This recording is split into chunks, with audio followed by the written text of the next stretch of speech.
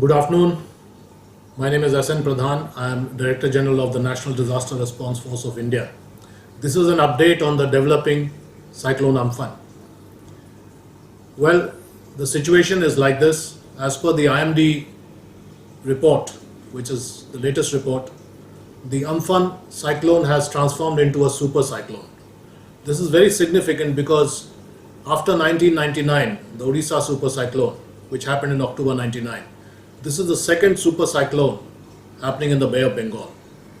The super cyclone is that cyclone where the wind speeds are in excess of 250 kilometers per hour.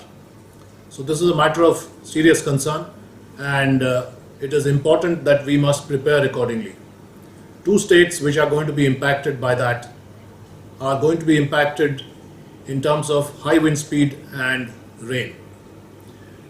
Odisha is a state where the northern districts and the northeastern districts will be affected, specifically the districts of Balasore, Bhadrak, to an extent Jajpur and Mayurbhanj.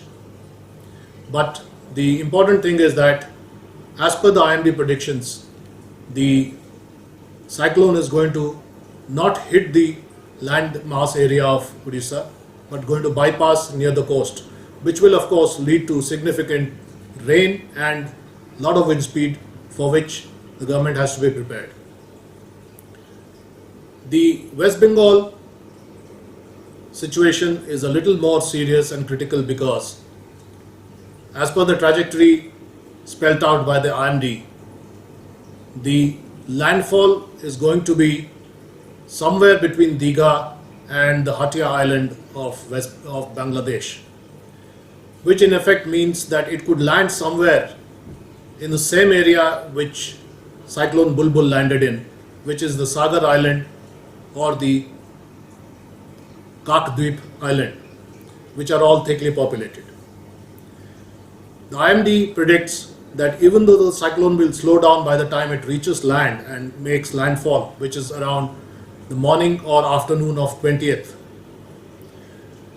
even then the speed of the cyclone will be in the region of 195 kilometers to 200 kilometers per hour, which is in the category of extremely severe cyclonic storm. So I'd like to underline that even at landfall, it will be an extremely severe cyclonic storm, which is more or less same to the cyclone Phony.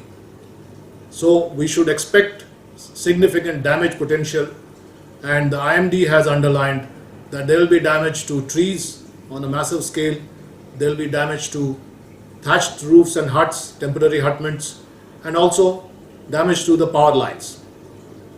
This is, of course, if all goes according to the trajectory predicted.